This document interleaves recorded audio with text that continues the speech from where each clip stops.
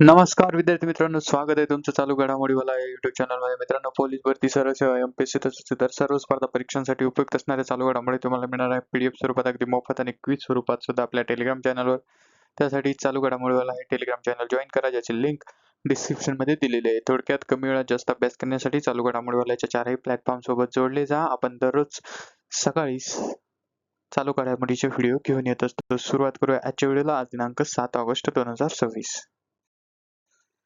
आजचा आपला पहिला प्रश्न आहे, संसदेने नुकताच मंजूर केलेल्या सर्वोच्च न्यायालय न्यायाधीश संख्या दुरुस्ती विधेयक 2026 नुसार सर्वोच्च न्यायालयातील न्यायाधीशांची एकूण स्वीकृत संख्या किती करण्यात आली आहे? आणि उत्तर आहे ऑप्शन सी 38.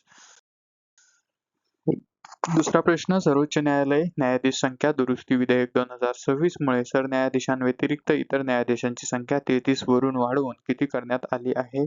तर 37. असाही प्रश्न विचारला जाऊ शकतो. तिसरा प्रश्न, 2026 मधील दुरुस्तीपूर्वी 2019 च्या कायद्यानुसार सर्वोच्च न्यायालयातील न्यायाधीशांची एकूण मंजूर संख्या सरन्यायाधीशांसह किती होती? तर ही 34 होती. महत्वाचे मुद्दे, सर्वोच्च न्यायालय न्यायाधीश संख्या दुरुस्ती विधेयक 2026. संसदेने हे विधेयक मंजूर करून सर्वोच्च न्यायालयातील एकूण न्यायाधीशांची स्वीकृत संख्या 34 वरून 38 वर घेतली. एक सरन्यायाधीश अधिक 37 इतर न्यायाधीश. उद्दिष्ट आहे सर्वोच्च न्यायालयातील प्रलंबित प्रकरणाचा निपटारा वेगाने करणे आणि न्यायालयीन क्षमता मजबूत करणे, हा या दुरुस्तीचा मुख्य उद्देश आहे. ऐतिहासिक पार्श्वभूमी आहे, 1950 मध्ये सर्वोच्च न्यायालयाची स्थापना झाली तेव्हा न्यायाधीशाची एकूण संख्या 8, त्यानंतर 1956 मध्ये 11, 60 मध्ये 14, 78 मध्ये 18, 86 मध्ये 26, 2009 मध्ये 31, 19 मध्ये 34 अशी ही टप्प्याटप्प्याने वाढवण्यात आली आणि आता 34 वरून 38.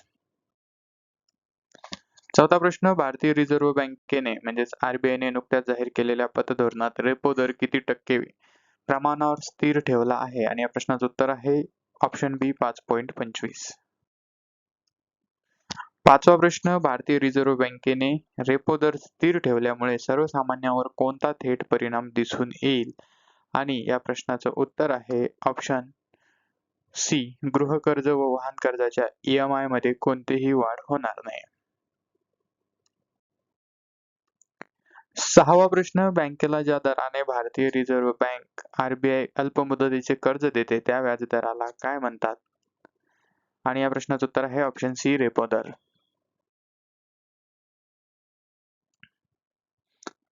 तर महत्वाचे मुद्दे बघा, आरबीआय पतधोरण निर्णय, भारतीय रिझर्व्ह बँकेच्या म्हणजेच आरबीआयच्या मौद्रिक धोरण समितीने MCP रेपो दर 5.25% वर स्थिर ठेवण्याचा निर्णय घेतला आहे.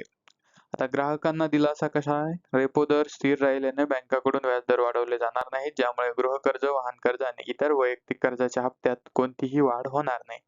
रेपो दर म्हणजे काय? जेव्हा व्यापारी बँकांना अल्पमुदतीसाठी पैशांची गरज असते तेव्हा रिझर्व्ह बँक ज्या व्याजदराने त्यांना कर्ज पुरवते त्याला रेपो दर असे म्हणतात.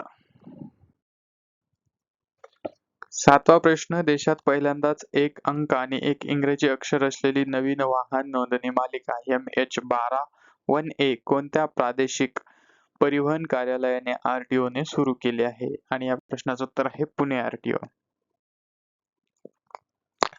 पुणे RTO ची कोणती 2 अक्षरी शेवटची मालिका 2 लेटर सिरीज संपल्यामुळे MH12 ही नवीन नोंदणी मालिका सुरू करण्यात येत आहे? आणि या प्रश्नाचं उत्तर आहे अर्थातच MH12ZZ. आता ZZ संपल्यानंतर यांनी 1A सुरू केलेला आहे. प्रश्न क्रमांक 9, वाहन नोंदणीच्या इतिहासात देशात प्रथमच कोणती वैशिष्ट्यपूर्ण मालिका वापरण्यात येत आहे? तर या प्रश्नाचं उत्तर आहे एक अंक आणि एक इंग्रजी अक्षर असलेली मालिका, ऑप्शन बी.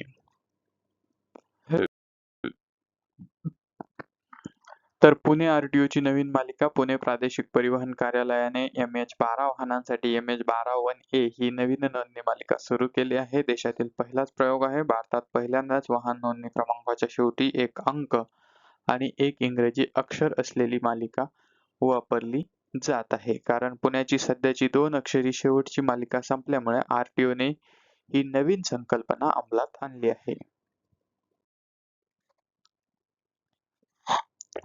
प्रश्न क्रमांक 10 3 ऑगस्ट 2026 रोजी भारतीय नौदलाच्या नौदल कारवायांचे महासंचालक म्हणजेच DGNO म्हणून कुणी पदभार स्वीकारला आहे आणि या प्रश्नाचं उत्तर आहे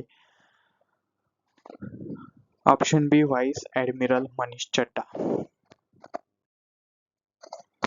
11वा प्रश्न नौदल कारवायांचे नवे महासंचालक व्हाईस ऍडमिरल मनीष चड्डा यांनी कोणाची जागा घेतली? तर यांनी व्हाईस ऍडमिरल AN प्रमोद यांची जागा घेतलेली आहे.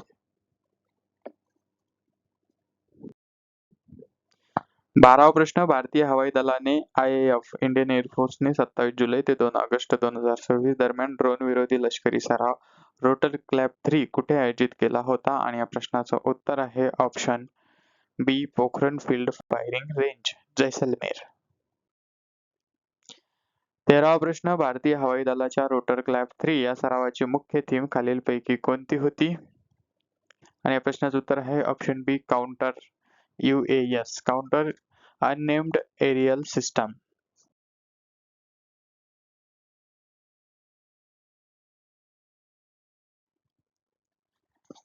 14वा प्रश्न दरवर्षी भारतीय वायुदल दिन म्हणजेच इंडियन एअर फोर्स डे कधी साजरा केला जातो? आणि या प्रश्नाचं उत्तर आहे ऑप्शन सी 8 ऑक्टोबर.